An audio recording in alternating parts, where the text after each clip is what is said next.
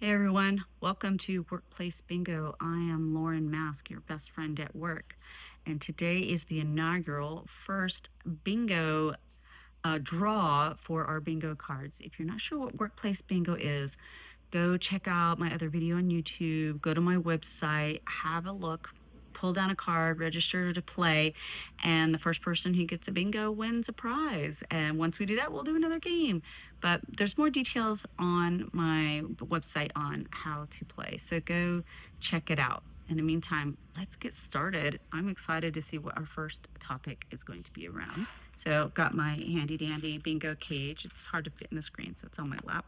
And okay, all right. So I got a bingo ball here. Let's see what the number is. Okay. Well, I'll share the number at the end, and that way you have to listen to me first before you find out what the winning number is. Righty, right? Uh, oh, I love this. I've created a category called Lies Leaders Tell Themselves. Before I go down and go into that specific about lies leaders tell themselves, think of lies as those comforting untruths, right? Those things that we tell ourselves to make us feel better, maybe our organizations feel better, and but they're not always the truth, and we have to challenge those truths. We have to and challenge those lies, challenge those assumptions to see if maybe they're hurting us instead of helping us, right? So one of the lies that leaders tell themselves is we need performance evaluations. Now, there's a lot I have to say about performance reviews and performance evaluations. Number one, nobody likes to be rated, right? It just makes people feel bad. It makes people feel demoted, feels people feel deflated, demotivated. I mean, it never helps because 9 times out of 10 meets expectations, just makes people feel bad. And you're told, oh, you can't make, everyone exceeds expectations, and then of course needs improvement. Wouch. Nobody wants to see that on a performance evaluation because it feels like a scarlet letter that you're walking around with. So if you have to do these performance reviews or evaluations, get rid of the numbers, get rid of the labels, because they just don't work. They just make people feel bad. It doesn't necessarily lead to any improvement. It's also a little bit tied to performance improvement uh, programs, or what are they called? Oh, my PIPs, performance improvement plans. And those are also equally horrible. Nobody ever wants to be on a performance improvement plan, because in my book, everybody should always be on a performance improvement plan, right? We're always trying to do better and better ourselves. But they aren't written well, and they don't do anybody any favors. So let's go back to not writing well. Performance evaluations, most of the time they're written poorly, they're vague, they have no metrics, they make no sense. They're written inconsistently from leader to leader. I worked at a place where I did a self-evaluation. I wrote it like I was writing a Leo Tolstoy, novel with 500 pages, I'm sure. And another leader literally wrote one line per box, and she got a better raise than I did from her leader. So there's no education, there's no training on how to do a lot of these performance evaluations.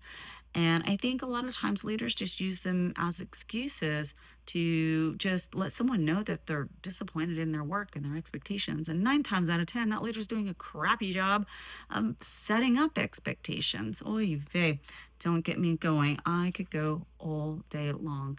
So, what we've talked about, the measurement, the needs expectations, meeting expectations, easy, exceeding expectations. Let's go back to that.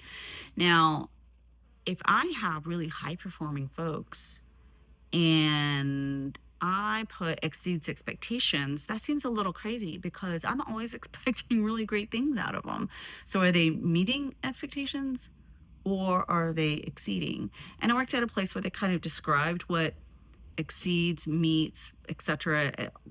Did for how we were supposed to rate people. And when I looked at that, I thought everybody should be in the meet exceeding expectations category.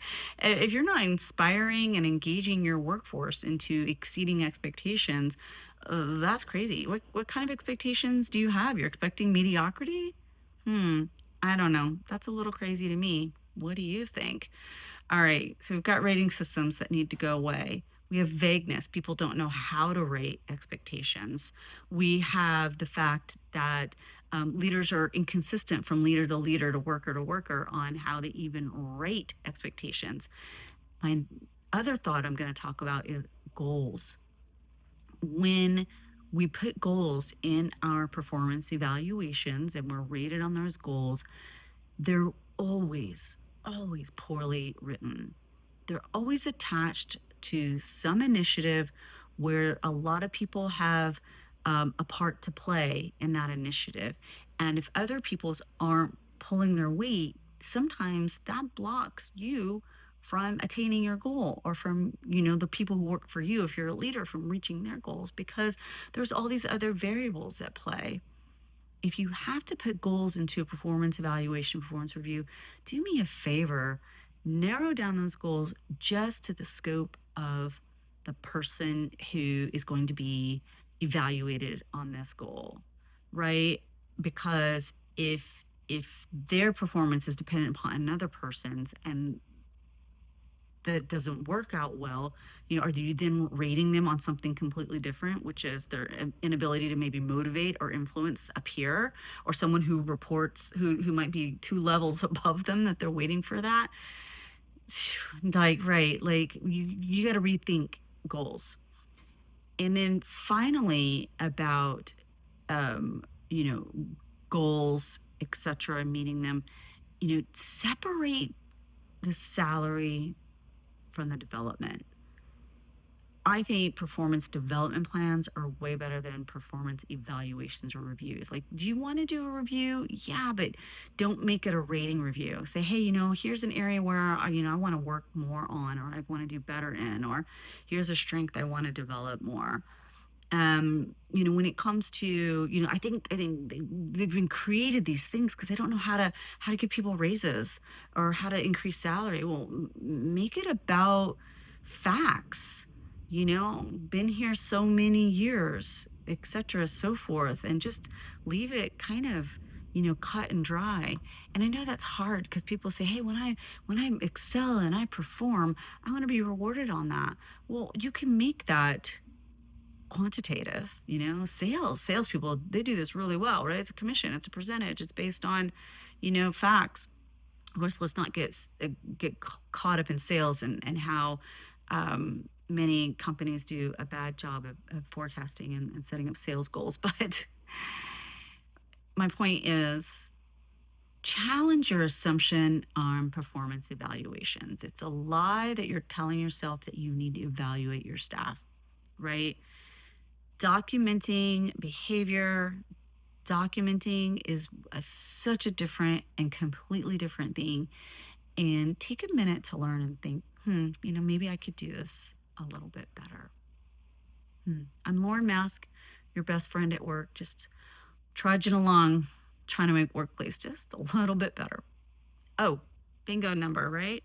Well, it's been in my hand this whole time. It is B12. Okay, if that's hard to see, I'll make a little recording of it at the end so you can see that that's the number. Anyway, good luck in the bingo.